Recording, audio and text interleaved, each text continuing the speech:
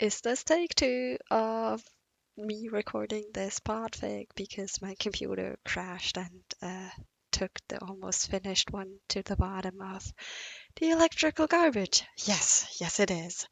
So, this will take a lot longer than I wanted it to. I'm sorry. Um, but yeah, I do hope you enjoy and are smarter than me and save your stuff in a cloud or on two devices. My name's Satori, and I will be reading The Bat from mollE, which is sort of a mirror fic second part, kind of Moody by the same author I already read. The picture you can see is drawn by myself, and I will link my socials and a speed paint in case you're interested in something like that in the description notes. Also, a short info: neither English nor Japanese nor Portuguese or Spanish or something along those lines is my first language, so I know for a fact I butchered some of the names and I am sorry for that. I tried. But yeah, as I said, the fic I will be reading is called The Bat by mollE. It's from the haikyuu fandom and it's for teen and up audiences with no archive warnings applying. The featured relationship is Hinata Shouyou and Kageyama Tobio, and the I'm gonna say main tags are it's a college or university AU, it's from an outsider's perspective, and it's slow burn-ish. Idiots in love, fluffer into humor. I think those are the most important ones. The summary mollE wrote is as follows. Oi, oi! Mateus jogs over, his dark skin glistening with sweat and humidity, but no more pink than usual. He's never done anything other than tan, and tan evenly, the Brazilian asshole. Found the fourth! Where's Nils? Dominating on third chord, Ines says. Those poor Americans never had a chance. I thought they were Canadian. No, accent's all wrong. American. Ines nods at her own conclusion, before sliding her sunglasses on top of her head to get a good look at Mateus' companion, a shortish man she's never seen before. His hair is a shock of orange, and his fair skin is going to give him hell on the beach, especially if he keeps wearing t-shirts and shorts like he is now. Or the one where Shouyou's friends make a bet on how long it'll be before he gets with this mysterious tobio guy. And I personally really like reading author's notes, so I'm gonna include those too. Notes. I wanted to do a POV of Brazil's side of things during Moody, but a little different, I guess, since Hinata isn't so moody. And I guess it worked out because this got written, eventually. Took a while to even start, LMO. It's fine, I hope you all enjoy. Also, ended up watching 2012 Olympics men volleyball matches during this. What the hell? What was the reason? Edited at 1 in the morning between a feelings admissions from one of my only friends and the therapy session that followed that, so don't blame me for any mistakes. Keyboard smash. Also, before we get on with the actual fic, thank you so much to mollE for letting me read this and also for being so patient and waiting several months, I think. Sorry. But anyway, let's get started. I'm sunburned, Vito complains, a miserable expression on his face and his hands coasting over his pink shoulders. Already? What the hell? From under her umbrella, Ines makes a mocking noise and laughs at the way his skin turns white, then bright red again under the pressure of his fingers. Dumbass, she laughs. You just got over that last one. How have you not learned your lesson, huh? Sunscreen, stupid. Sunscreen. She snaps her fingers and returns Vitor's glare over the rim of her sunglasses. He looks away first. Ines scoffs, smirks. Oi, oi! Mateus jogs over, his dark skin glistening with sweat and humidity, but no more pink than usual. He's never done anything other than tan, and tan evenly, the Brazilian asshole. Found our fourth. Where's Nils? Dominating the third chord, Ines says. Those poor Americans never had a chance. Thought they were Canadian, Vito protests. No, no. Accent's all wrong. American. Ines nods at her own conclusion, before sliding her sunglasses on top of her head to get a good look at Mateus' companion, a shortish man she's never seen before. His hair is a shock of orange, and his fair skin is going to give him hell on the beach, especially if he keeps wearing t-shirts and shorts like he is now. He has a bag slung over his shoulder and a wide smile on his face as he glances around at everything the beach has to offer, more specifically, all the sandy courts. Most are occupied by tourists who aren't any good, but a few are empty, and the man shifts where he stands like he's itching to get to one of the nets. Who's this? The man meets the flick of her hand with an uncomprehending look before glancing towards Mateus. Hinata shouyou, fresh off the plane from Japan, Mateus explains in English. The man's, Shouyou's, face lights up, this time with both comprehension and excitement. He sticks out a hand for Ines to shake, and Vito after she finishes with him. He's in Brazil to play for the national team, scouted straight from high school. So he's good? Vito asks. Shouyou keeps his grin, not complaining when he's being talked about like he's not standing right there.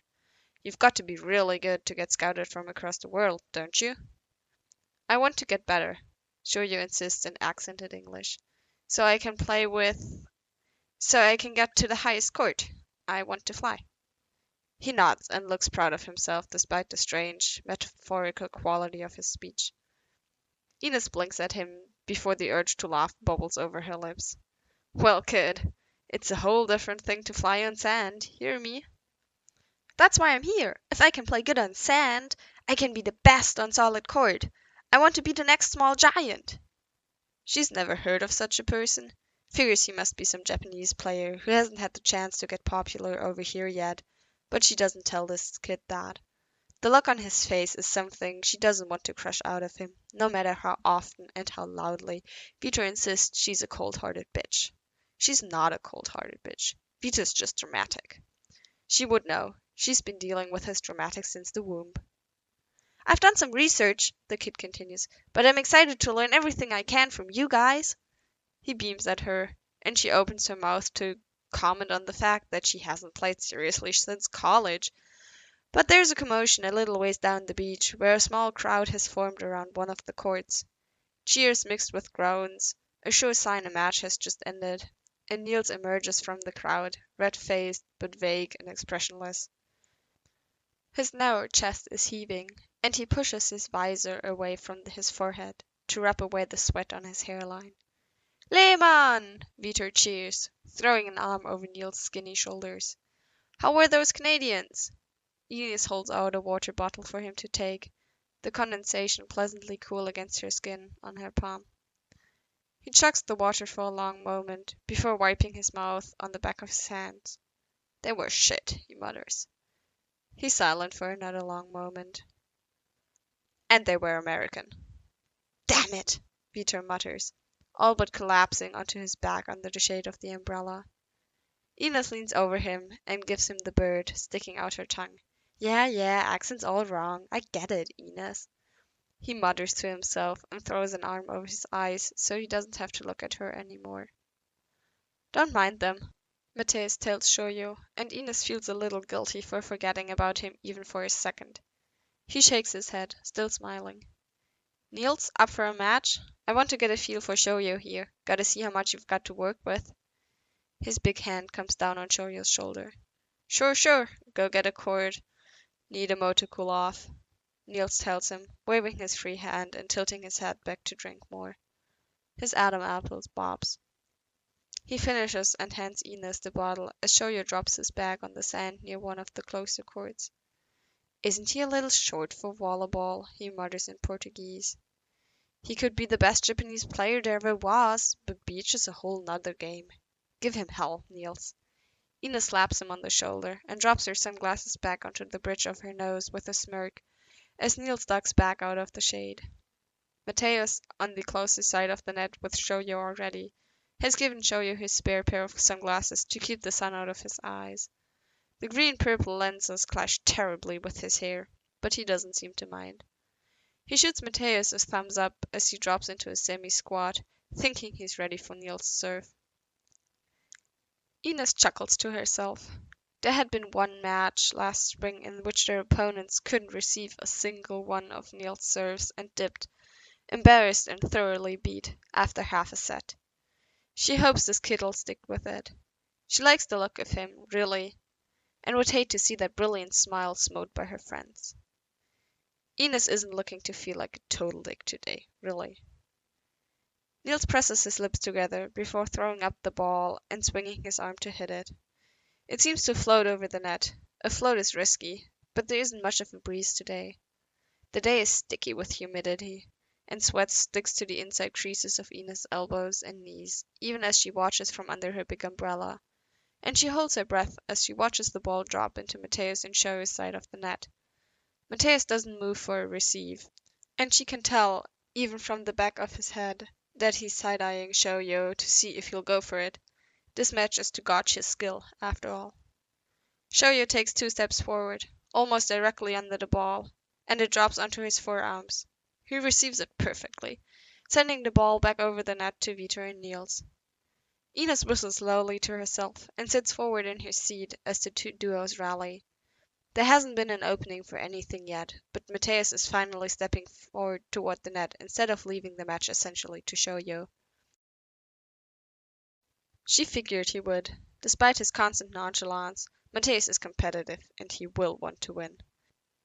He and Shoyu share an obvious glance as Vitor bumps the ball back over to their side, perfect for a set.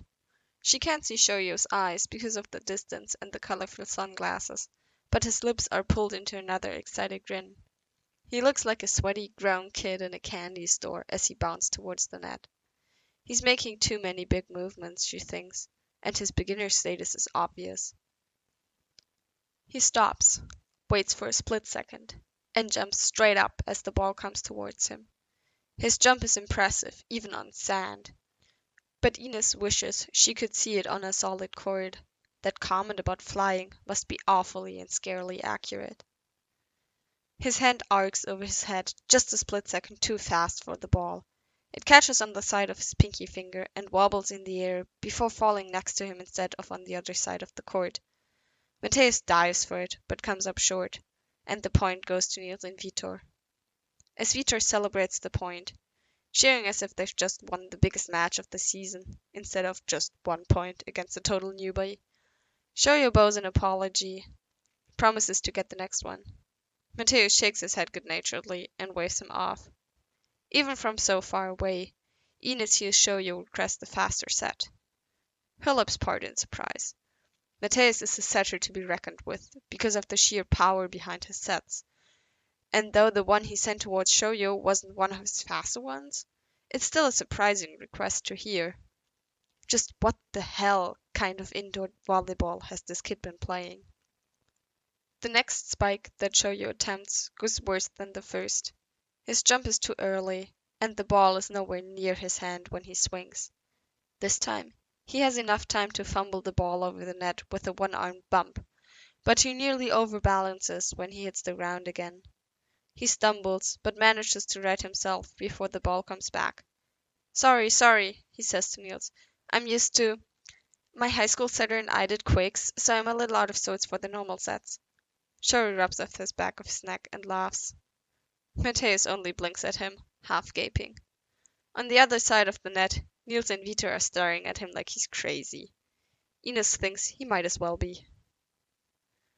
The next time is only marginally better. The ball gets over the net, but it's a near thing, and Mateus is obviously trying to set faster and faster each time. His shoulders heave with each breath, and his face is glistening with sweat. He shakes his head as the ball hits the ground on the other side of the net in a flurry of sand, and grunts as Nils and Vitor try to receive it. That was totally yours, Vitor grumbles as he brushes sand off his shirt and arms. Nils rolls his eyes. Can we try a faster set? Shoyu asks. Mateus laughs, the sound loud and deep, and his shoulders shake with it. He slaps the kid on the shoulder, and he's still grinning wide enough to show most of his white, straight teeth. Sure we can. On his way back to the back of the court, he shakes his head and mutters something that looks a whole hell of a lot like Jesus. Ines shares the sentiment, really, and she's sure Nils and Vitor do too. Mateus and shouyou lose the match 2-0. Not that Ines expected a team with one newbie to be the duo of well-versed beach players, but shouyou is still smiling and clapping Vitor and Nils on the back in congratulations. Toward the end of the first set, he'd adapted enough to hit a few of Mateus' sets, though not because Mateus set fast enough, but because shouyou slowed down enough to hit them. Still, he obviously doesn't know how to move on sand, and his energy waned in the second set. As Nils and Vitor return to the shade under her umbrella, as afternoon approaches, the temperatures are only getting hotter, and it's really only a matter of time before they all end up sweating their asses off despite the reprieve the shade offers. Mateus keeps shouyou back on the court to teach him the very basics of beach volleyball. Shoyou's mess of orange hair bobs each time he nods. That guy, Nils mutters as he takes a seat next to Ines, is a monster. Mateus could hardly keep up with him. Vitor shakes his head and wipes the sweat on his face. Faster set, please, he said. I thought Mateus' arms were going to fall off or something. Nils huffs and nods faintly. Ines slides the visor off Nils' head and throws it to the side. His curly hair is dark and matted with sweat and sand. He lets her run her fingers through it, despite Vitor's gagging noises behind them. He's sure as hell's something else, though, Ines notes. Over on the court, shouyou nods at something Mateus says, before backing up and bounding back towards the net for a jump block. His fingertips reach just barely over the net, a testament to how tired he is from just those 2 sets, as his first few jumps showed an impressive block. He lands again and has to bend over to catch his breath, hands on his knees, even as he continues to listen to whatever advice Mateus is giving him. He nods and mops at his collarbone with his t-shirt, before backing up again. This time, he takes 2 steps towards the net, stops, and lets his feet sink into the sand, bend at the knee, and uses his arms to propel himself almost directly upward. This time, his jump is higher, even, than during the game. His eyes seem to shine behind the lenses of Mateus' Sperry sunglasses as he mock spikes. The power behind it would be terrifying, Ines thinks, if she were on the other side of that net. Nice, shouyou! Mateus cheers, and he claps shouyou on the shoulder with a whoop. Shoyou's laugh is high and sunny, and Ines wonders briefly how anyone ever got anything done around him back in high school. Mateus invites him to lunch at one of the local joints that they like. Gotta learn the local secrets early, Mateus insists, or no one around here will ever stop seeing you as a tourist. But I live here, shouyou tells him. He has to crane his neck a little to look at him as they walk side by side. That means I'm not a tourist, doesn't it? Just act like you've lived here since forever, and no one will think any different, Ines advises. If you start to make a name for yourself on the beach, it won't be a problem. Nils here came up from Germany, and he got to be a local legend before he ever learned to speak English or Portuguese. She pats his elbow and leans into his side with a grin. He shrugs. People would come up to him and congratulate him on a good match, and he'd just stare at them. Vitor jabs him on the other side and dodges when Nils' hand shoots towards the side of his head. Dumbass. I'll beat you one-on-one, shithead. Shouyou laughs, suddenly and unexpectedly, one of his hands covering his mouth and the other wrapped up in the fabric of his t-shirt. He waves off their looks. You remind me of my setter back home in Japan. KageHina, Tobio is his given name. He's sort of grouchy and vulgar. His favorite word is probably dumbass. He snickers to himself like there's an inside joke none of them know. After a second, Vitor bursts into laughter too. Obnoxious and howling laughter.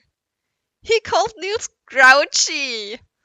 as shouyou turns bright red beyond just the flush of the sun and the heat of the beach, and stutters out explanations and apologies. Peter stumbles and repeats, "Grouchy, Niels, grouchy," over and over again, cackling to himself until Niels really does manage to get a hit on him.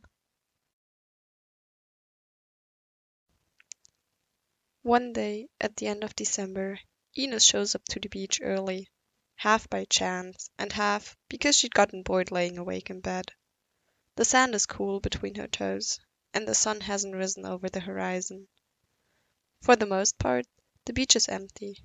There are a few stragglers, likely left over from whatever party or bonfire went on last night, but she pays them little mind as she carries her bag and her big umbrella from her car to the spot she'd staked claim to for years now. It's close to the water, far enough away from the entrance to the beach that she never gets swarmed, and from this spot she gets the best view of the volleyball courts. It's a perfect spot, maybe the most perfect spot on the beach, and it's hers. Victoriously, Ines works the post of her umbrella into the sand and ends up sweating already. She heaves a sigh because it is far too early to sweat, even if she chose to come to the beach this early. She glances around the beach, basking in the sound of the tide and the ocean and the seagulls. Usually, these sounds are lost under a mess of voices, and hearing them is almost nostalgic. Down the beach, shouyou is meditating. She knows, first without even looking, because he does it every morning, says he likes the smell of the ocean, which he can't get where he lives back home. Shouyou talks often of the smell of the mountains, and from what she understands, it's wholly different from the smells she's used to. She knows it's him, also, because she recognizes his obnoxious hair when she thinks to look for him. She's seen some baby pictures on his phone in passing, and his hair color is natural, but Ines still thinks it's obnoxious. Poor kid. His head is bent. Ines doesn't meditate, and has never meditated since she can't fathom why anyone would want to sit alone and do nothing for so long. But she's pretty sure his posture is not supposed to be as hunched over or as tense as Shoyo's is right now. His head, well bent, is really just hanging from his shoulders, which are slumped and undisciplined, and nothing at all like she's ever seen the kid in as long as she's known him. Granted, a few months isn't enough to know someone, but so far, he's only ever been all smiles. Seeing him now, she thinks, he's dying, and promptly panics as a salty breeze blows off into the tide. Ines chews on the nail of her thumb, thinking. She glances once at Shoyo's dejected form, then at her chair, then down the other end of the beach where more and more people are appearing. The sun has quickly risen just above the horizon, which means Mateus will be here soon since he arrives every morning on the dot, without fail, at 9. Nils will follow soon after, and Vitor will be the last to arrive, but he'll bring breakfast. She could leave it to one of them, any of them. That's a lie. Out of any of them, she only trusts Mateus to handle this. Nils is too quiet, and Vitor is certifiably an idiot. Ines sighs and accepts the fact that today will be the day she finally tries out meditation. This is what she gets for waking up early. From now on, she will leave it to Mateus to claim her perfect spot for her. The sand on this side of the beach is firmer since it's so far out of the way. No one, except for Shouyou, ever comes down this way, and the cool, settled sand proves it. It barely shifts under her as she lowers herself to sit with her legs crossed. She's close enough to the kid to feel a vague heat coming off of him from his knee where they almost touch, but he doesn't so much as lift his head to greet her. Ines can see now that his eyes are closed and his hands are curled into fists on top of his thighs. If not for his light breath, she might have thought he was sleeping or actually meditating. Ines stops looking at him and instead focuses on where the sky blends seamlessly into the ocean. She squints against the sun and draws in a deep breath because she's heard that's what people who meditate do, probably from some fake magazine in a random waiting room. Morning, kid, she murmurs, hating how abrasive her own voice sounds in her ears. Would shutting the hell up have been a better idea? She isn't sure, but she wishes she knew. Good morning, he answers, but it's muffled because of the way he has his chin tucked into the top of his sternum, and he still doesn't open his eyes to look at her. Ines hadn't been expecting to have to carry the conversation. Shouyou is usually a ball of rapid, excited words, no matter what he's talking about, whether it's what he ate for lunch or a match where he came out as a victor. She flounders for a long moment, opening her mouth and closing it and hoping she's not making things worse. It's Kageyama's birthday, the kid sighs. Mercy, she thinks. Then, who the hell is Kageyama again? Oh, yeah, Tobio, was it? Finally, he opens his eyes and lifts his chin off his chest to look at the same sky she's looking at. December 22nd. He's 19 now, and I'm not there. He laughs without much humor in it. He's probably eating a cake Tsukishima bought him. Ugh. A moment of silence passes between them, half because Ines is a little lost on what's happening, and half because she's waiting for him to keep talking. Shouyou is crying when she steals another look at him. It's so subtle and quiet and nothing at all like him that Ines doesn't notice the exact moments his eyes go glossy. Maybe he's been crying the entire time he's been on the beach, but this? His shoulders tremble with it, and he curls his knees into his chest, fully giving up the facade of his meditation.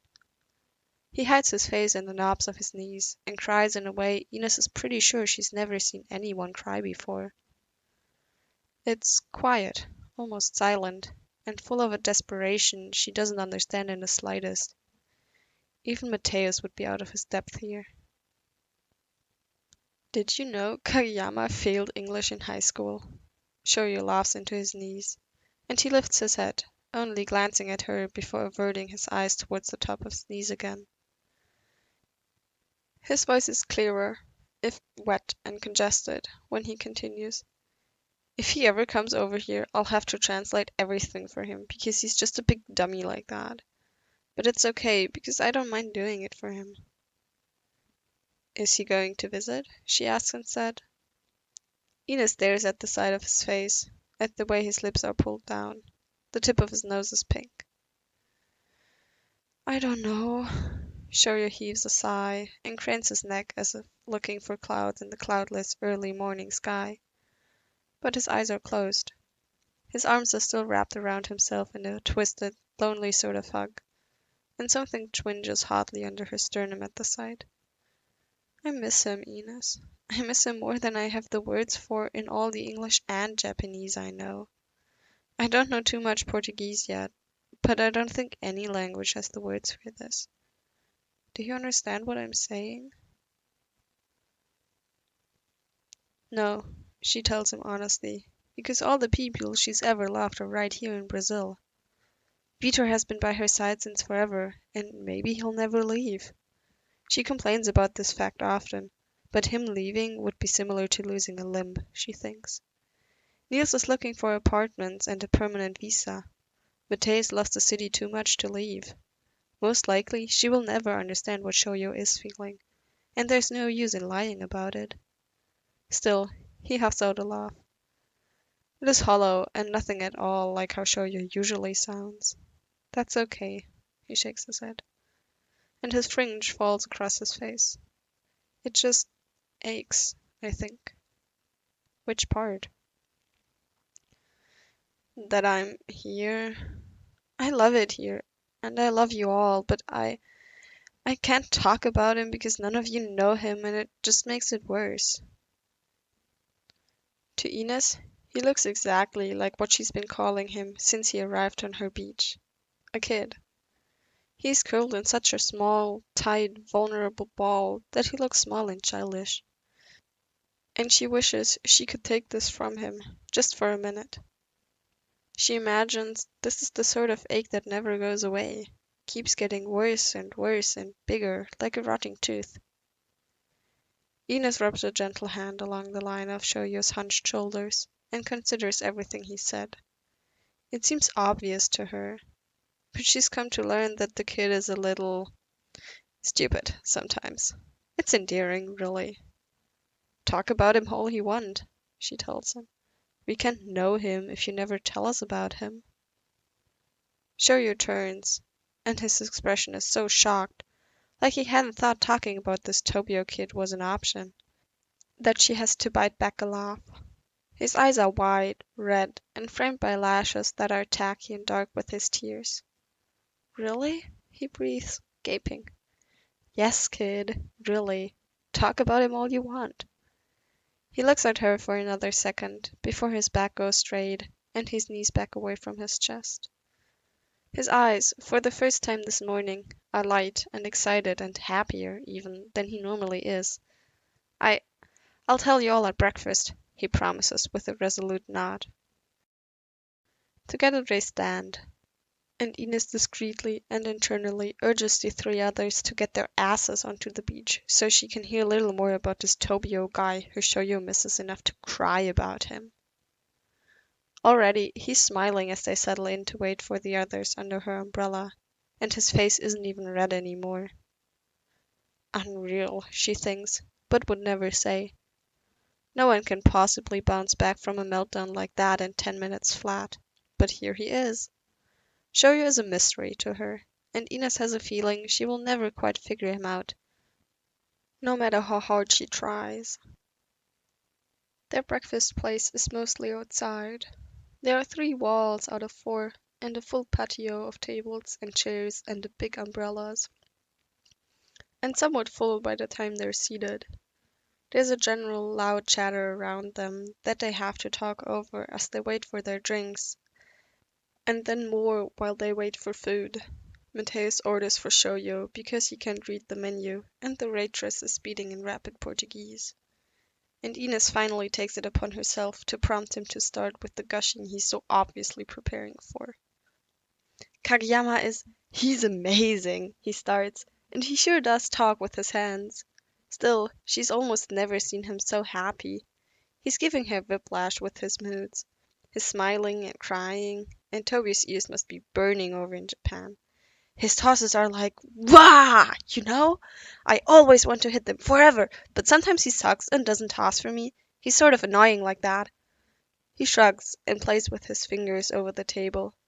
He's going to university back in Japan, got scouted for a team and everything. What's he going for? He trails off, rubbing at the back of his neck again and smiling bashfully. Something with sports, probably. Volleyball is everything to him. Another laugh. Seriously, if she hadn't just seen the kid crying, she would wonder if he was human. No one is this sunny all the time, and if this Tobio guy is close with shouyou, he must be just as perpetually happy. Ines can't see how anyone could be grouchy around him with all the smiling and laughing and joking. Even Nils looks a little brighter as their lunch goes on. Got any videos of your matches? Vitor asks, leaning over the table. I want to see for myself how fast this guy's tosses are if Mateus is too slow for you. He tuts, and Mateus nudges him back into his chair. Shouyou flushes bright red at the mention of that first match, which none of them have ever let him or Mateus live down. I've got a few videos of us practicing up on my Instagram. Shouyou wrestles his phone out of his back pocket and taps around on the cracked screen for a few seconds. The 4 of them watching as he chews on his tongue, brows furrowed, and searches for the video he's looking for. He must find it, because he pumps his fist in the air and turns his phone around for the 4 of them to see. His phone screen, at first, is just an extreme close-up of Shouyou's face as he positions the phone just right. His hair is a little longer than it is now, curled around his ears and cheeks and sticking to his sweaty skin. As he positions the phone, his tongue sticks out of the side of his mouth, and he stands and backs away a few frames later. Without Shoyu's face filling the screen, they can instead see a terrible angle of an indoor volleyball net, the floor around the camera littered with volleyballs. Far from where the camera is propped up is a blurry form with orange hair and a white t-shirt. Closer is a taller boy with dark, flat hair, who glances at the camera and then back towards Shouyou. He calls out something in Japanese, Ines assumes, and Shouyou rolls his eyes. Kageyama asked me why I needed to record us practicing, he translates. I told him because I wanted to post it, and then he called me a weirdo. Miniyama? Shoyo rolls his eyes and smiles fondly. On the screen, Tobio shrugs, and Shoyo makes a gesture, so he throws up the ball for a toss. Before it starts falling back towards Tobio's waiting hands, Shoyo sprints towards the net, jumps, and the ball somehow makes it to the palm of his hand and is bouncing off the side of the net closer to the camera before Ines can even register what she's seen. Her mouth is open, and her eyes are wide. Hold on, Vitor splutters. Play that again. I didn't even see the damn ball until it hit the ground again. That was our fastest minus tempo. We never did get to try it out in a match. His voice is wistful, and he chews on his lip. This is the first time I've played volleyball without him on my team since junior high, Sherry explains. I'm here to get better so I can get to the top with him and play for the longest time. You must miss him a lot, Mateus says, and the big softy looks like he's on the verge of tears. Ines' stomach seizes, and she moves to shush him before he can trigger another one of the kid's terrible, off-putting meltdowns over missing Tobio, on his birthday no less. But Shoyo only waves his words off as he pockets his phone again. I do, a lot, but it's worth it. Aw, what a cute couple, Mateus coos, holding a hand over his chest. No, no, we're not. Kageyama's my best friend, Shoyo stutters. We aren't, a couple, I mean. He holds his red face in his hands. The tips of his ears are brighter even than his hair. Sorry, Ines laughs awkwardly, and the subject of Tobio drops for the time being. After Shoyo leaves, promising to meet up with them on the beach again in the morning, the four of them place bets on how long it'll be before they do get together. Ines bets a year at most. In all the months since that first day, Shoyo hasn't been late to a match. He's notorious within their group, and within a few circles of locals, for being awake at the ass crack of dawn to jog, practice on the beach, or meditate, like she found him back in December. Ines thinks he's crazy for waking up before the sun every day, but at least he's never late. Or he hasn't been late until today. Where the hell is he? Vitor all but whines as he collapses in the shade of Ines' umbrella. He throws an arm over his face dramatically and groans like a widow in an old movie. Ines rolls her eyes at him. He's not back in Japan, is he? Nils squints up at her like she'll know. She shrugs and glances toward the tall building of the city just beyond the beach. There is no head of bright orange hair bounding towards them, only a group of women in bikinis, armed with towels and chairs. They are smiling at each other as if Shoyo isn't missing. No, Mateus says, rubbing at his chin with a contemplative look. He reminded us of his trip back home about 1,000,000 times before he went. We wouldn't all just forget if he told us he was going. Unless it was a surprise trip home, Vitor suggests. He sounds proud of himself for thinking the idea up. The kid's poorer than any of us, Ines huffs. He worked like 1,000,000 jobs just to afford the few times he's gone home. No way he could make a surprise visit. She shakes her head resolutely, lips pressed together, because if Vitor tries to tell her she's wrong, Ines is willing to fight him on it. He doesn't say anything more for a long while, his face drawn up in deep thought. He's fine.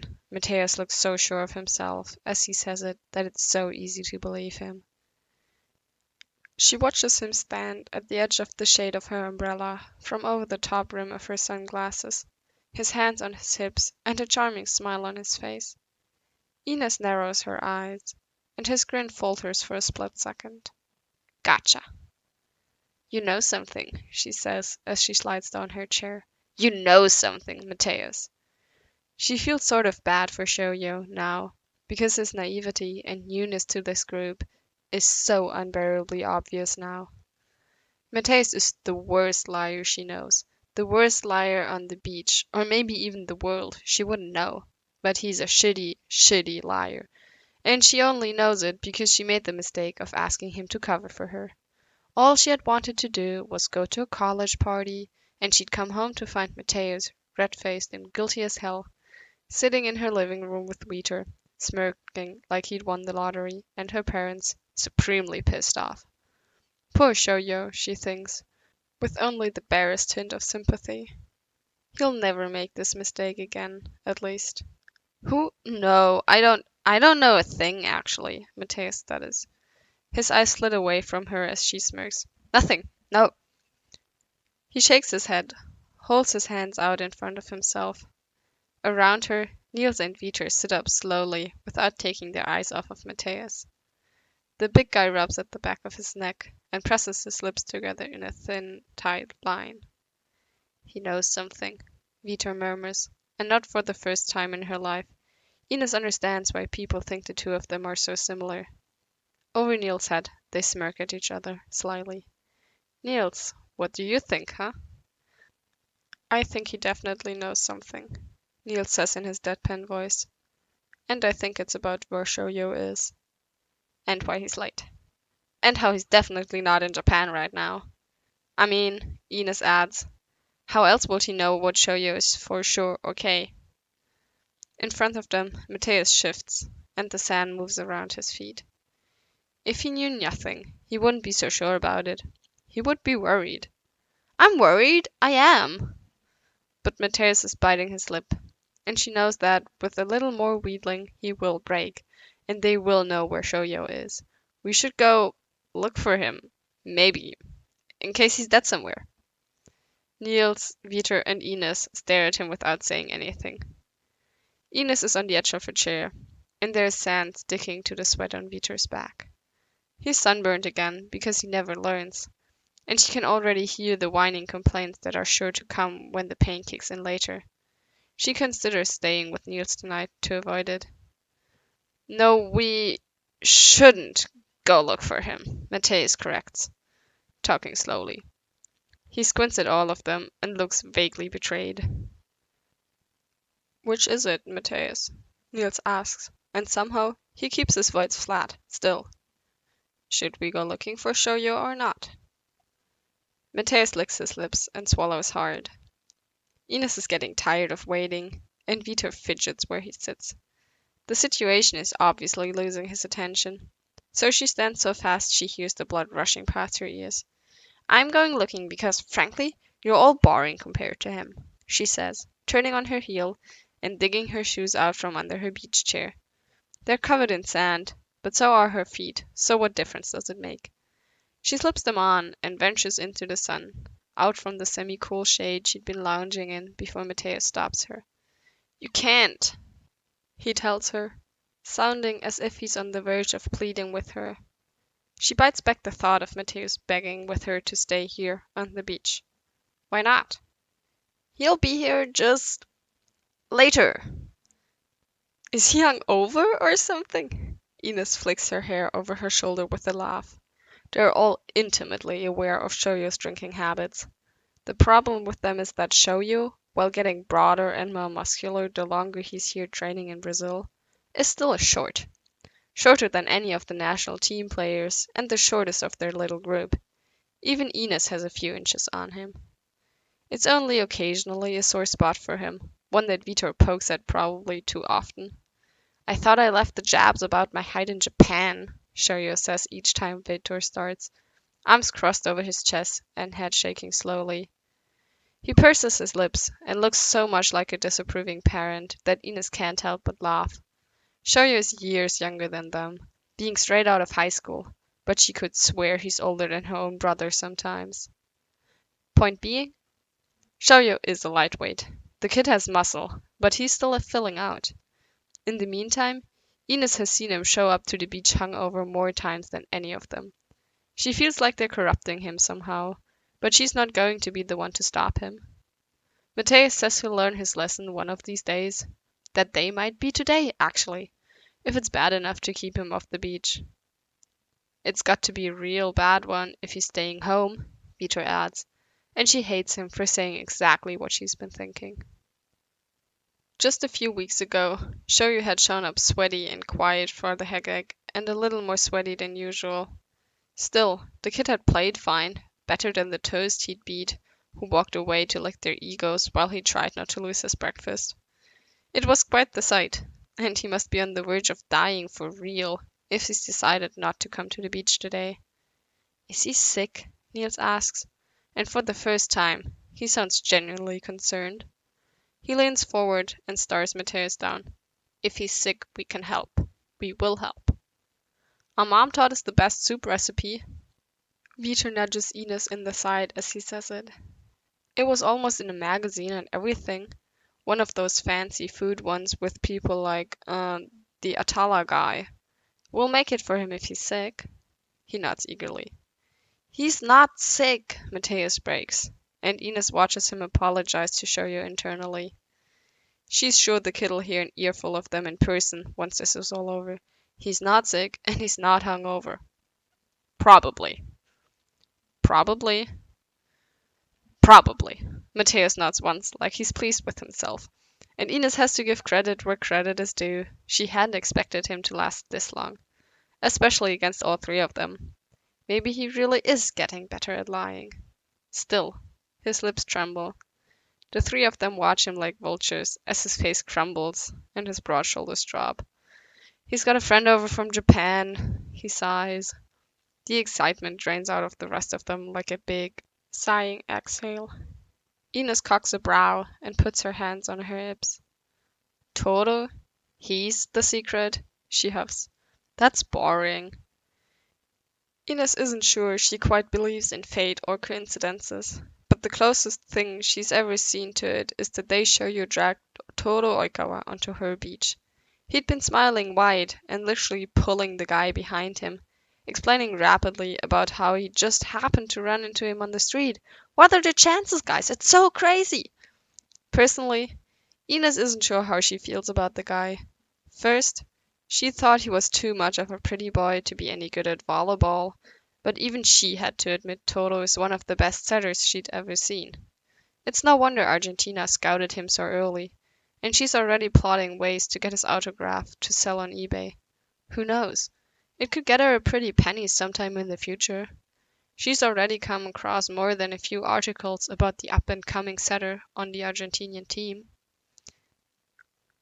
He and Shoyu had, together, decimated another pair, and they work with a strange familiarity, despite the fact that neither had ever been on the same team, as far as she understood through their vague and slightly confusing explanations of their high school teams. Toro might be a cocky son of a bitch, but his arrogance isn't unfounded. He seems to know what sort of toss Shoyu wanted before even he knew. We make quite the duo, don't we, Chibi-chan? He laughed, slinging an arm over Shoyu's shoulder as the losers of their match shuffled away. Wonder what the king'd say if he saw you now, playing with me. Ines was pretty sure Japan had a prime minister, not a king, and even then, she couldn't imagine the government bothered with a bunch of high school kids. She chewed on her lip to keep from asking. He'd be mad, and you know it. Shoyu paused, considering something. His lips pulled in between his teeth, and brows furrowed slightly. And don't call him that. He hates it coming from you. Oi! Coming from me? What's that supposed to mean? Toro whined. He slouched. Kabayama practically idolizes me, Chibi-chan. He should love it when I call him a title like that. Shoyu huffed and rolled his eyes. He hasn't idolized you since junior high. I bet he lets you call him king. Toro's expression was smug, and Ines would have loved to slap it off his face. She hadn't, for some reason. Shoyu seemed to like the guy. It must have been about familiarity or something, because Ines sure as hell didn't understand it. As a matter of fact, he does, Shoyu replies, grinning proudly. Again, Toro cackled. Yeah, Toro's a little insufferable, she thinks, but Shoyu likes him.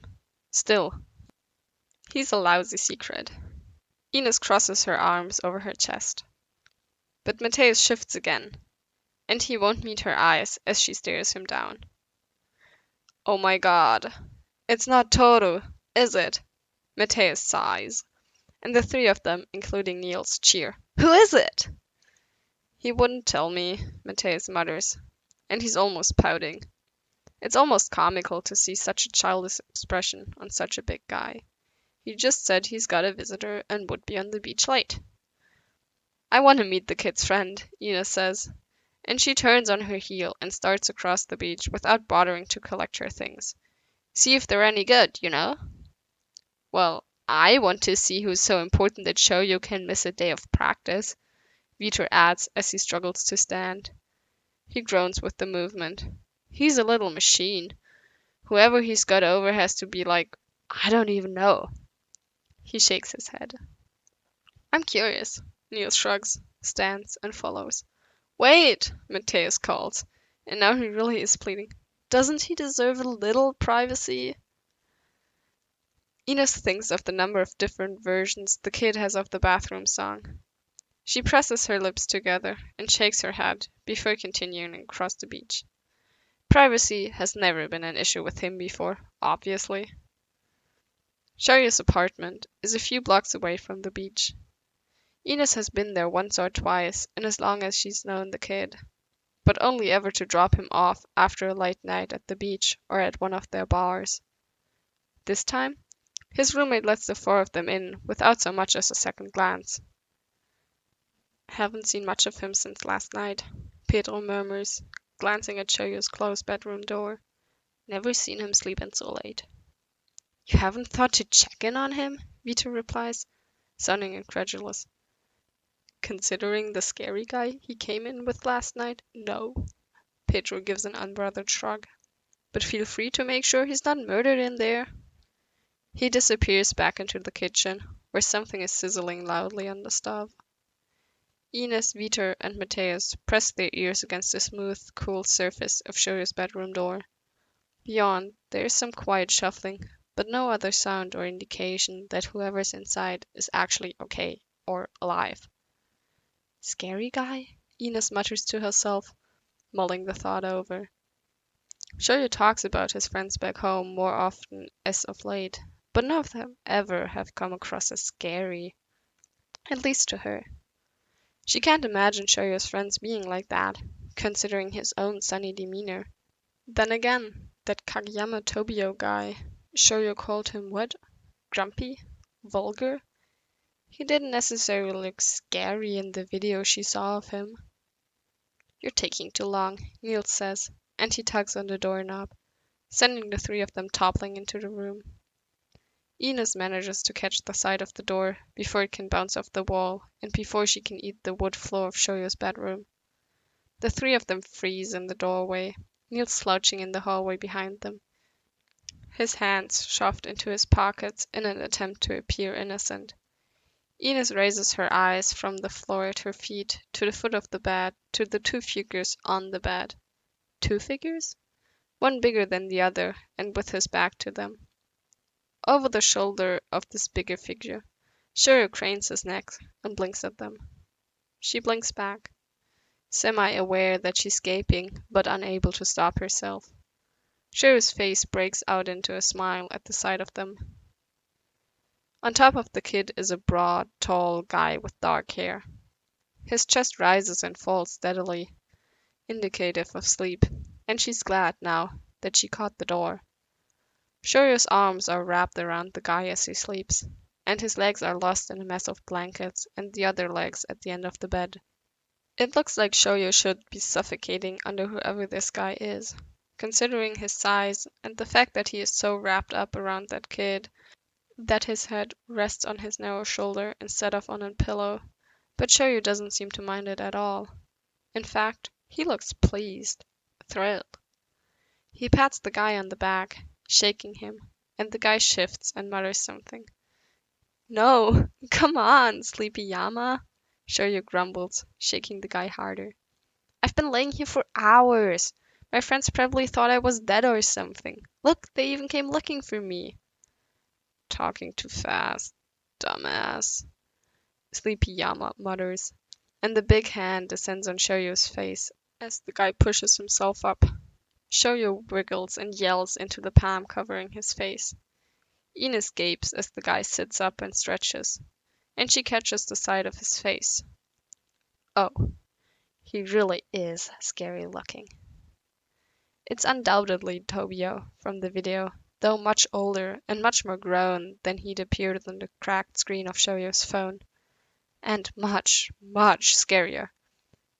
His face is pulled into a scowl as he swats at Shouyou's flailing limbs.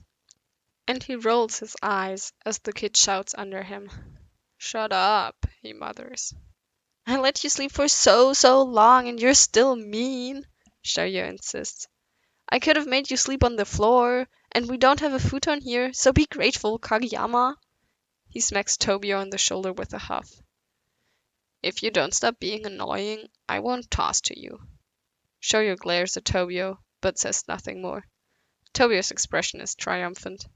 Anyways, Shouyu continues, finally gracing the 4 people in the doorway of his bedroom with his attention. Sorry I wasn't at the beach this morning. Kageyama was jet-lagged and fell asleep on me like for forever. Tobio yawns and makes a grab for Shouyou's hair that the kid dodges easily, as if he's used to it. Be nice, introduce yourself. Tobio stands, and the bed creaks under the shifting of his weight. He's almost as tall as Nils. He blinks slowly at the 4 of them before bowing his head, avoiding their eyes.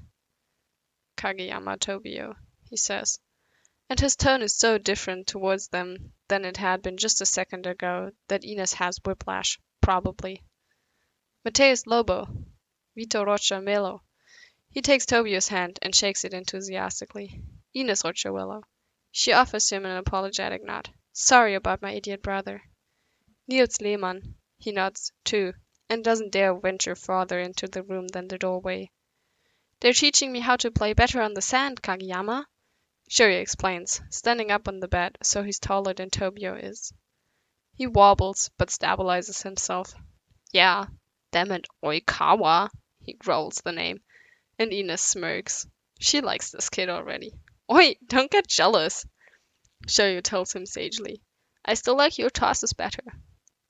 I'm not jealous, dumbass. He's just an ass. He's an ass who's better at beach volleyball than you are, Shouyu sings. Tobio rounds on him, and if she were faced with that expression, Ines thinks she would surely just curl up and let him kill her. She wouldn't fight it. I'll kill you, Tobio insists, and Shouyu dodges another swat aimed at his head. They don't stop arguing until Vito challenges them to a match on the beach, just as the sun starts to set over the tide. The 2 of them share a look, and Ines has a terrible feeling about it. Maybe, she thinks, it would be better if they just kept up their bickering. It's Mateus and Vito against Shouyu and Tobio, and she has a brief moment to consider that monster quick Shouyu showed them before the match starts with Tobio serving. The ball hits Mateus on the biceps, and even he looks surprised by it as the ball flies off to the side, out of his control and out of bounds. Shouyu turns and shoots a grin and a thumbs up at Tobio. He smirks and gets ready for another serve.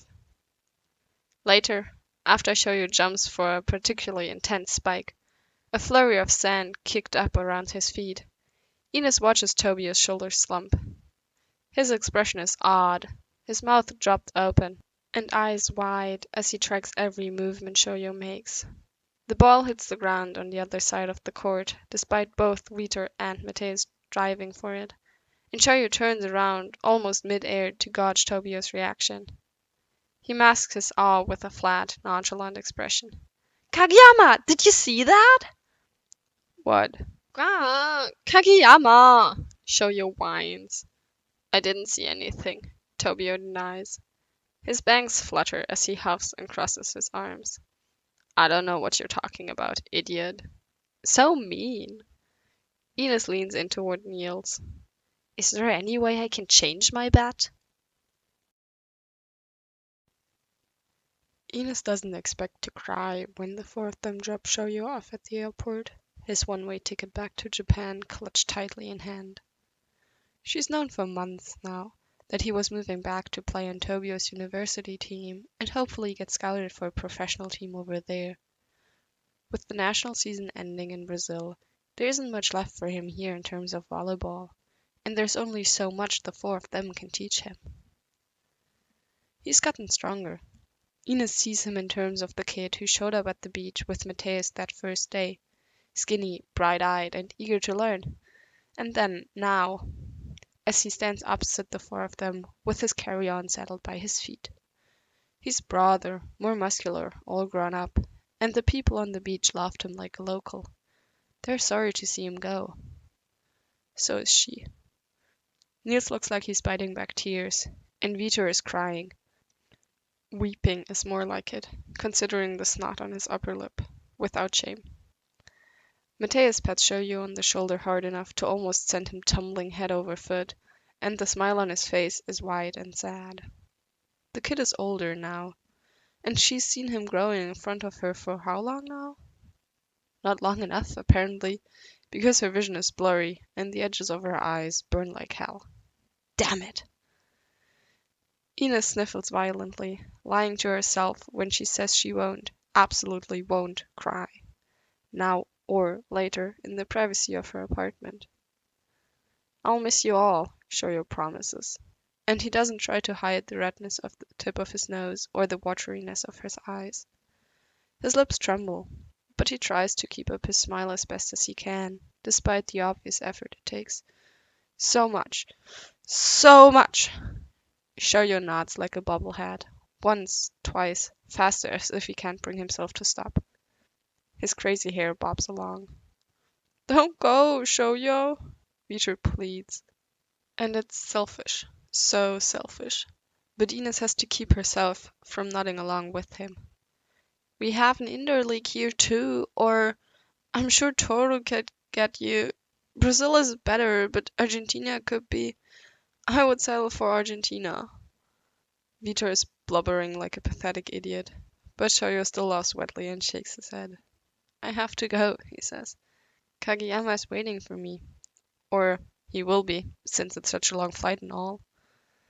He sniffles and shrugs, glancing down at the other busy terminals.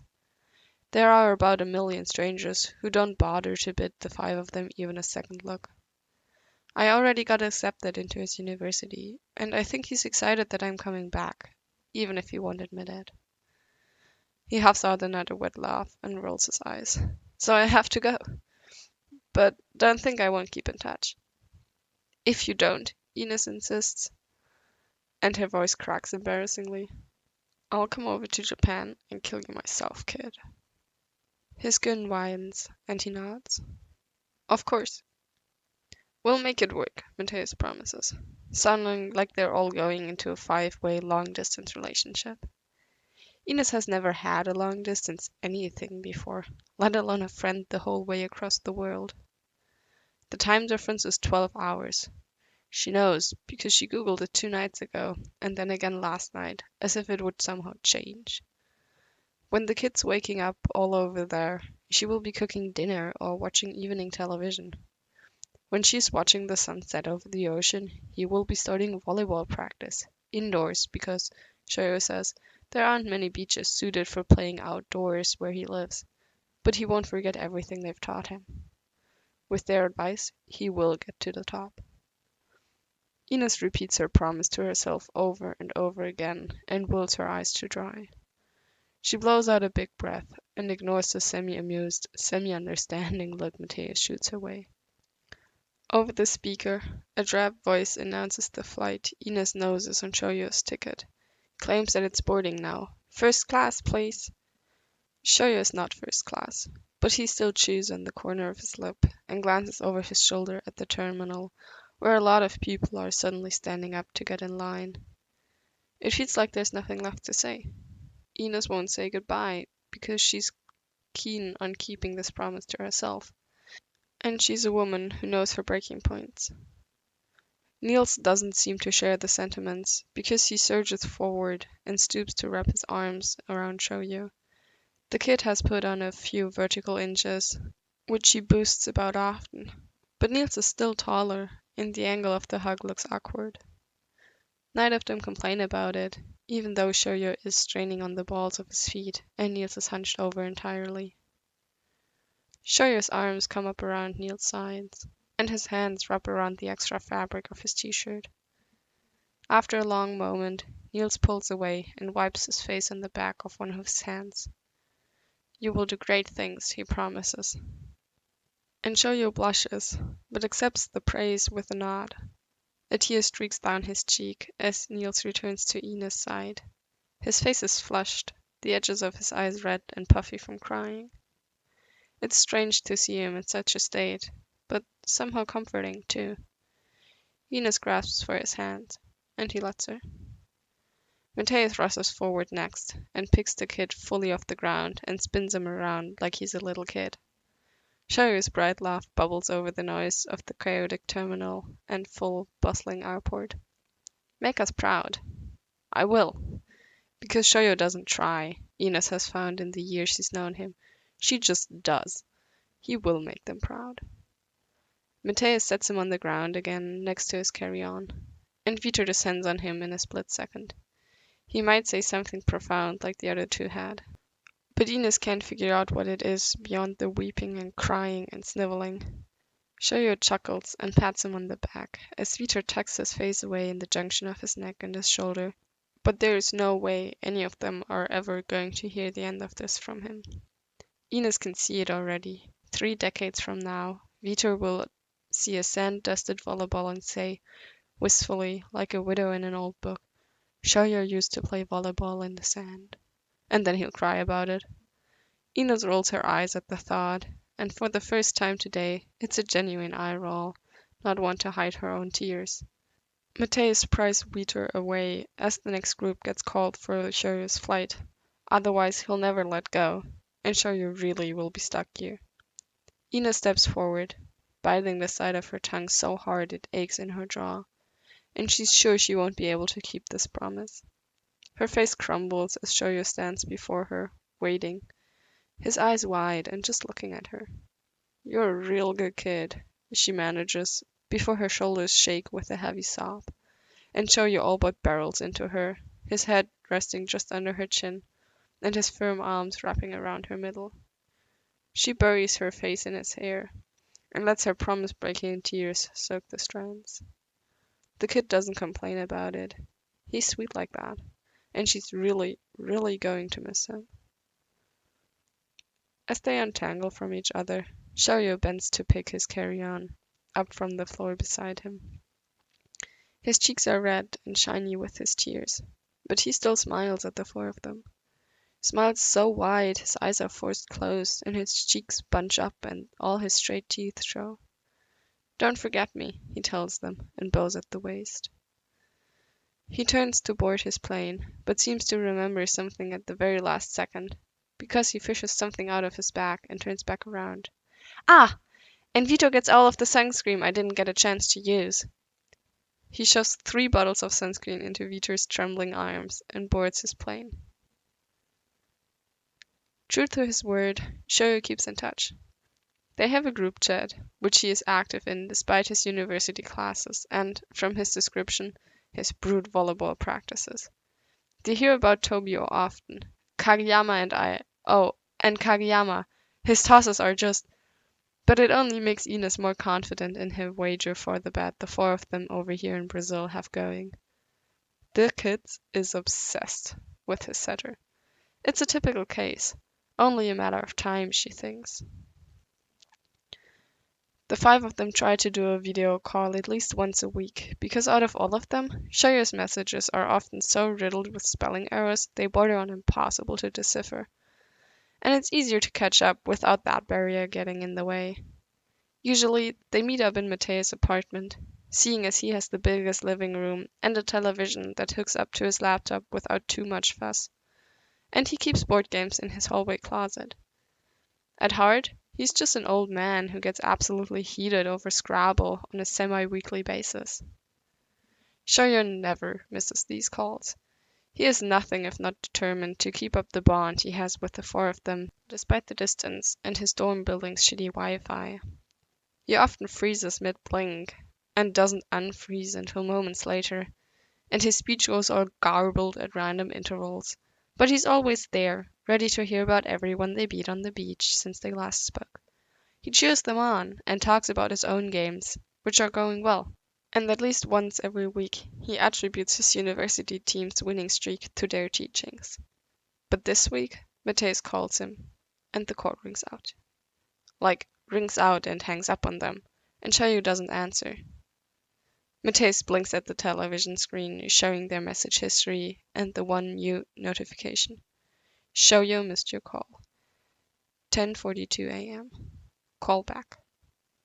Oh my god, he's forgotten us! Vito wails, falling against the front of Mateus' couch dramatically.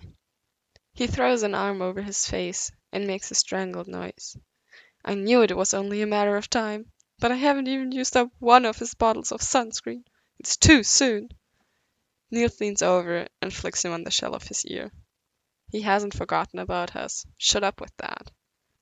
He might be sleeping. It is almost 11 over there, Mateus reasons. Oh, curse the time difference. Ines shifts where she sits on the floor next to the coffee table. And the only reason you haven't finished a single bottle of his sunscreen is because you're an idiot who forgets to use sunblock most of the time. Ines sticks out her tongue at him when he pouts. I keep reminding you, but do you? From the speakers on the side of the television comes the noise that indicates an incoming call. Mateus scrambles for the accept button, his knees sliding on his shag carpet in his haste. The call buffers for a second, before shouyou's face appears on the big screen so close to the camera that his nose appears bigger than it really is, and his hairline is grainy. Ah, he mutters before leaning away. I missed your call. We noticed. Nils draws. Next to him, Vito is still wailing, apparently unaware of shouyou making an appearance. But that's okay, Mateus assures as he settles on the couch. We understand if you're busy, shouyou. shouyou shakes his head, pressing his lips into a tight line. Of course not. I clear my schedule for this every week, and you know it. He puffs out his cheeks, and even though he's technically an adult, he looks exactly how Ines imagines he looked in junior high. The kid leans forward in his seat again, squinting at the screen of his own laptop all the way across the world. What are you guys playing this week? Battleship, Nils says. Doesn't Vito always cheat at that? shouyou asks, laughter in his voice. Vito squeaks, indignant, and finally sits up straight and stops his wailing as the kid snickers behind his hand. I do not cheat! When none of them seem to believe him, including shouyou, he crosses his arms over his chest and glares at the other side of the room. I don't. As Ines opens her mouth to prove him wrong, she's known him her whole life, and he has always cheated when it comes to Battleship. There's a loud creak coming from the television speakers, followed by a quiet voice. Are those your friends? It's muffled by distance, and shouyou looks towards the other side of whatever room he's in. It's a dark room, which is odd, since he usually keeps a lamp on in his dorm during their calls. But Ines hadn't thought much of it. A smile breaks out over his face, and he shifts up to sit on his knees. Yeah. Oh, Kageyama, come say hi. shouyou tucks Tobio down into the frame, so all of them can see his flushed, wide-eyed surprise. He looks away from the camera and mutters something that's lost to her. Don't be shy. You know them anyway. Hey, he stutters and offers only a cursory wave. Ines gapes at the television. Whoa, hey! What's Tobio doing in your dorm? Isn't it, like, super late over there? Vito asks. He looks almost offended. Oh, I moved out of my dorm. I must have forgotten to tell you guys. shouyou hums and rubs at his chins, brows furrowed. Dumbass! How could you just forget to... Oi, don't call me a dumbass, you literally... Ines watches them wrestle each other like little kids. The camera rocks precariously, blowing with the motion. So, Tobio's helping you move? The two of them stop wrestling and turn towards shouyou's laptop again. Tobio is leaning half over the kid's body, his hands wrapped around his wrists, and he's frowning. No, shouyou says like it's obvious. We're moving in together. You... Huh? Ines snorts so hard, her tonsils must come unlodged from the back of her throat, and Mateus covers the bottom of his face with his hand. Nils smirks. We bought an apartment? Shouyou unravels himself from Tobio's grip to crowd the camera again. Are you feeling okay, Vitor?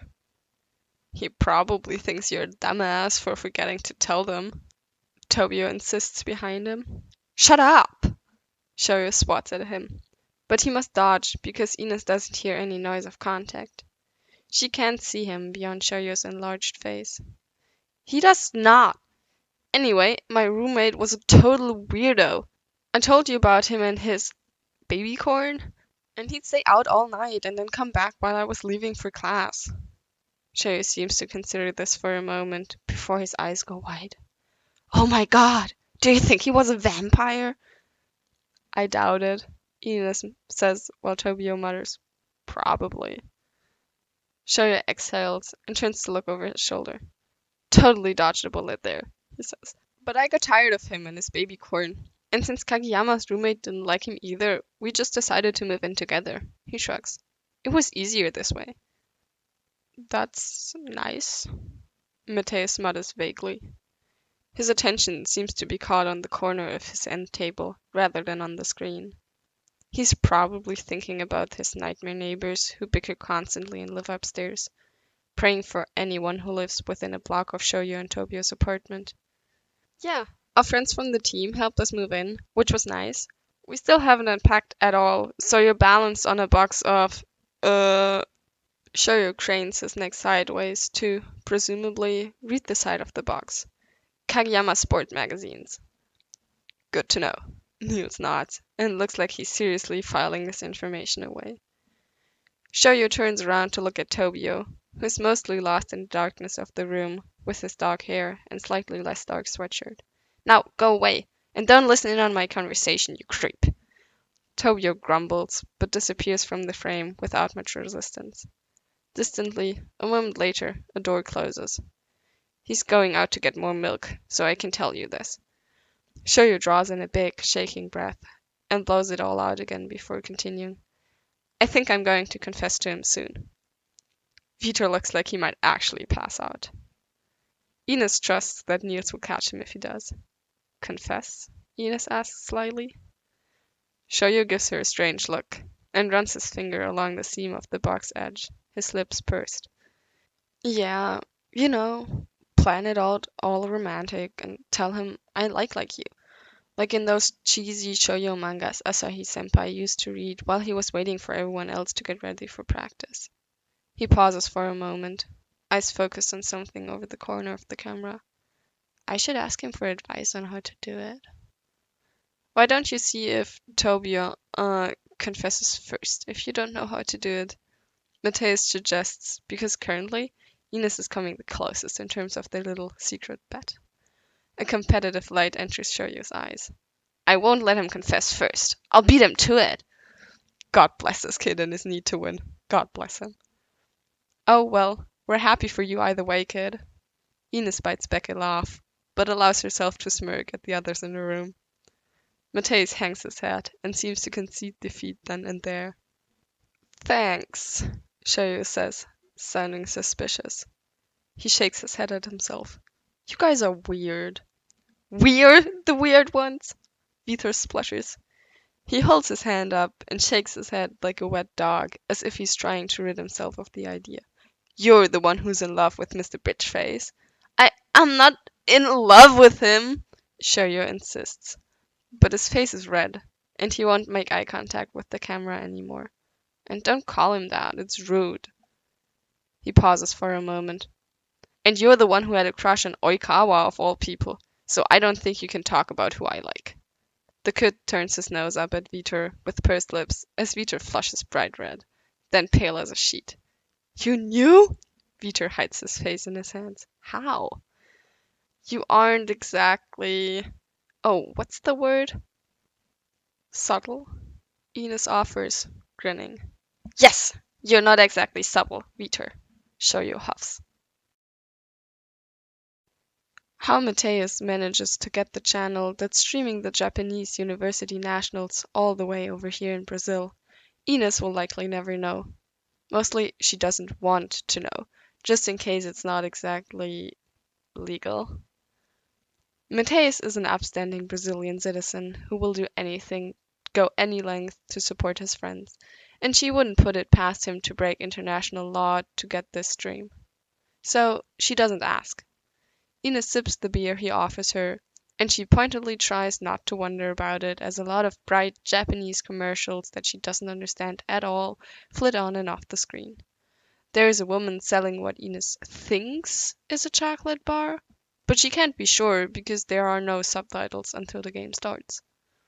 Just last week, shouyou had called them in the middle of the night so that each of them had to pick up the call in their respective apartments rather than just doing it two-way from Mateus' apartment, and he hadn't even bothered apologizing, or saying hello or good morning, the heathen, before he started in about nationals. Ines had thought the kid was dying or something, and had sat up and turned on her bedside lamp so fast that her back still hurts. "We're the only first-year starters," shouyou gushed, the words coming out so fast, and in her half-asleep state, that Ines had a hard time discerning if most of it was even English or Portuguese, or any other language on earth, really.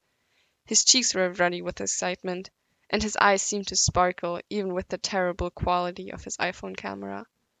Now that she thinks about it, that may have been less about the quality of his camera and more to do with the fact that he couldn't seem to hold his phone still.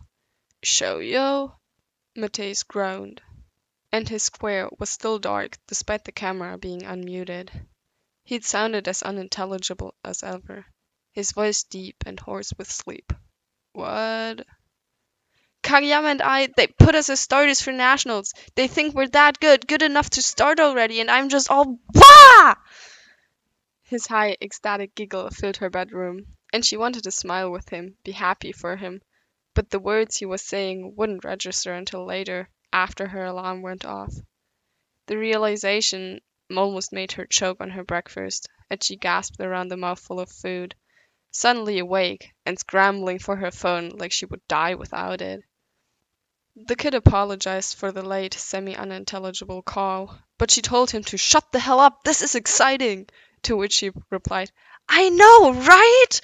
Exclamation point, exclamation point, exclamation point, exclamation point, exclamation point, but with more exclamation points. Ines had dared to ask how Tobio was feeling about it all. Shouyou said something about the lines of, "He thinks it's obvious we would be starters," and follows it with an insult and more than a few emojis he reserved for talking about Tobio and his terrible attitude, which made her laugh out loud in her apartment, while Vito groaned at it from the living room. Mateus' television clears of advertisements for the first time since he fiddled with the channels and did whatever magic he did to even get the channel, and the preppy advertisement women are replaced by two serious-faced men with microphones. They stare the camera down, and behind them, a blurry crowd cheers. Final match between the University of Tokyo and Kinda University here at Kamazawa Courts. Two of the university level's best teams compete here tonight for the title of number one. One of the men starts as the other shuffles a stack of papers. "It's fair to say that within this league, this is a highly anticipated match," the other explains. "Not one anyone wants to miss.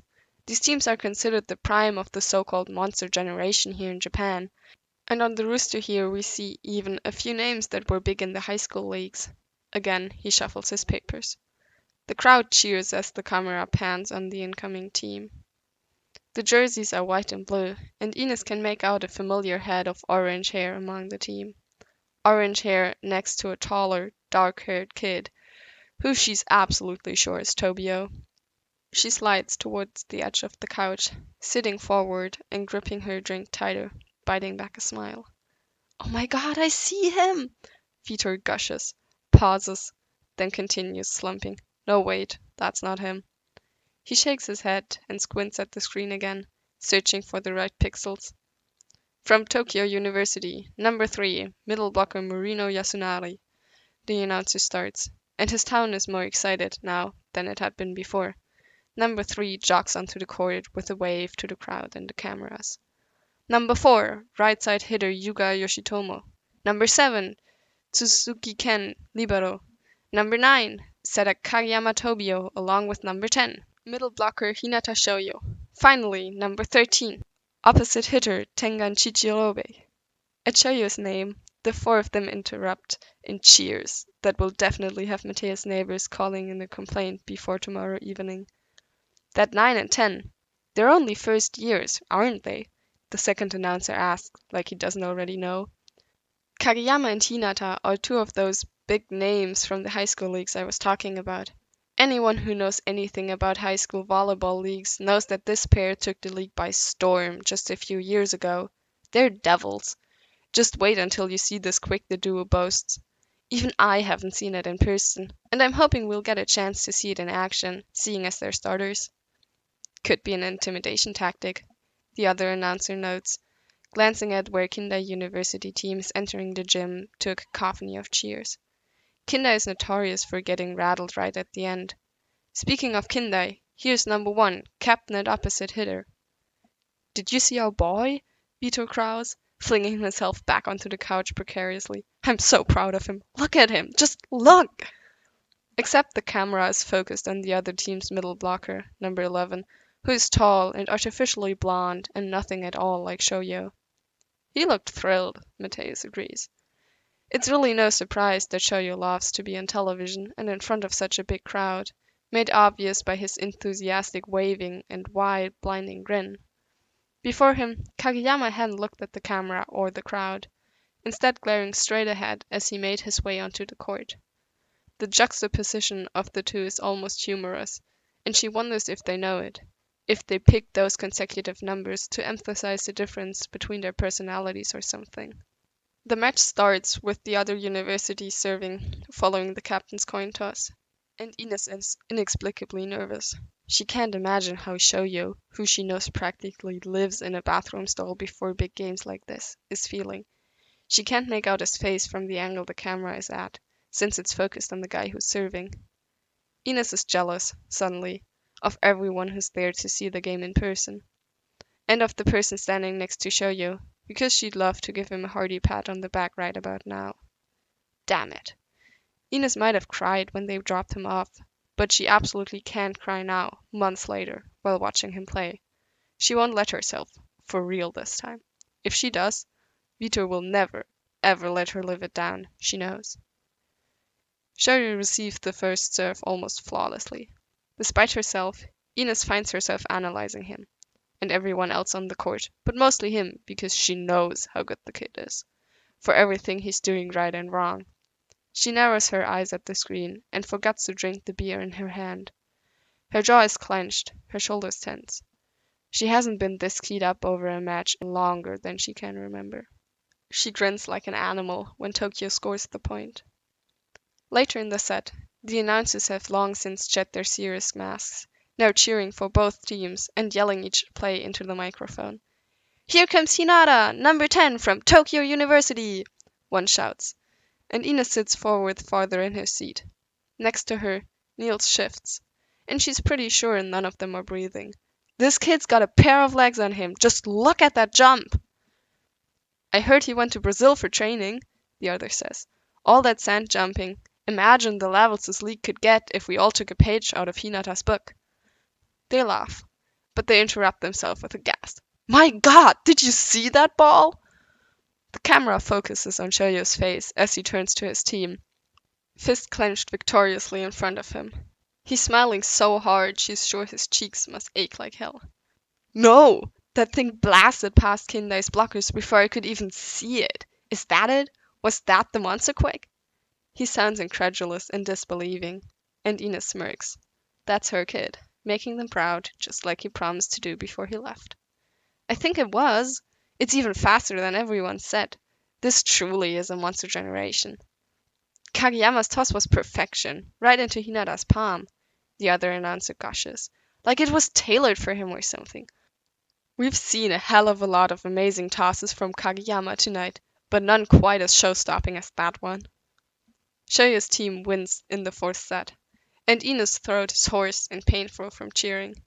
And she's pretty sure Mateus is going to have to ask one of them for a place to stay soon, seeing as his neighbors must be plotting his murder by now.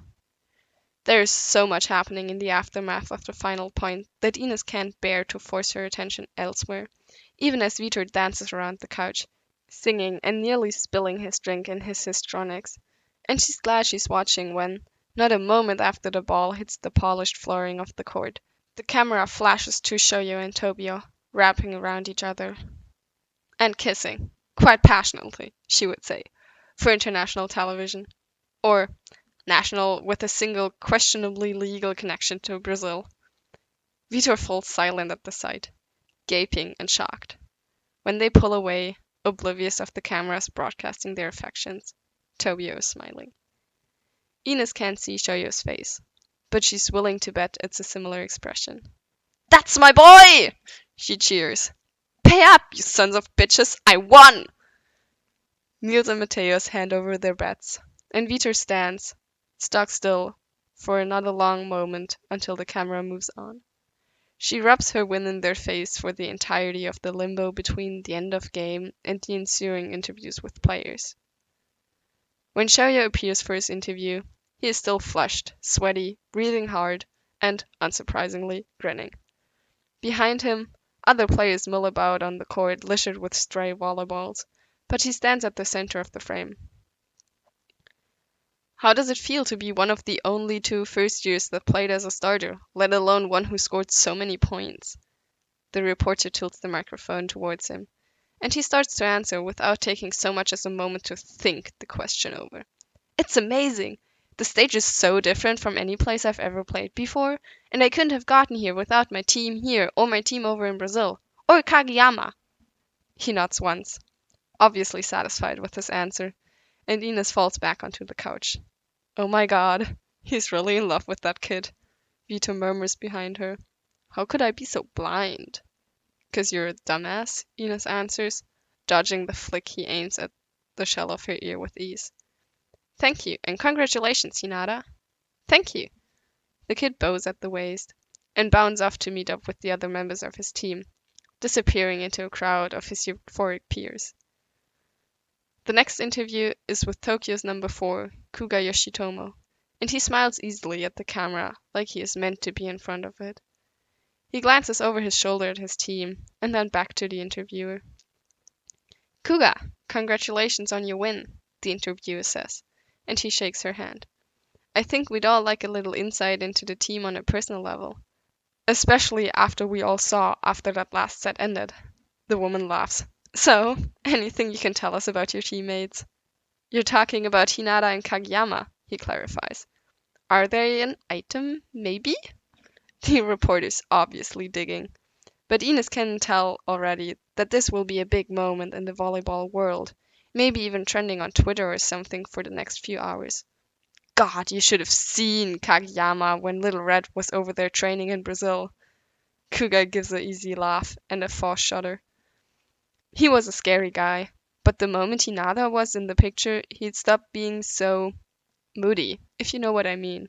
They bicker, but they're really meant for each other.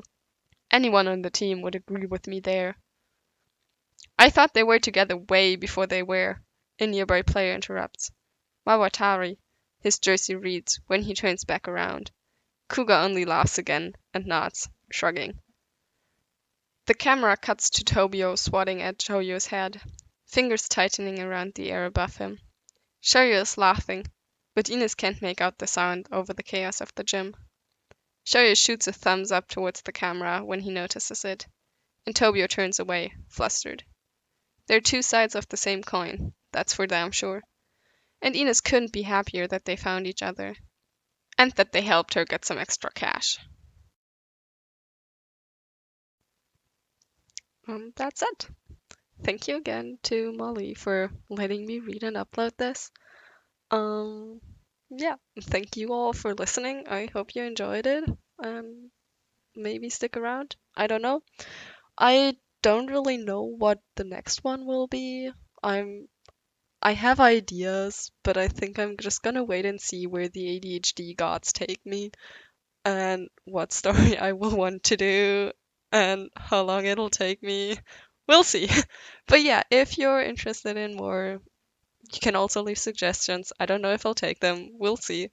But yeah, do the website thing. You probably know what to do. It's not that hard. Bye.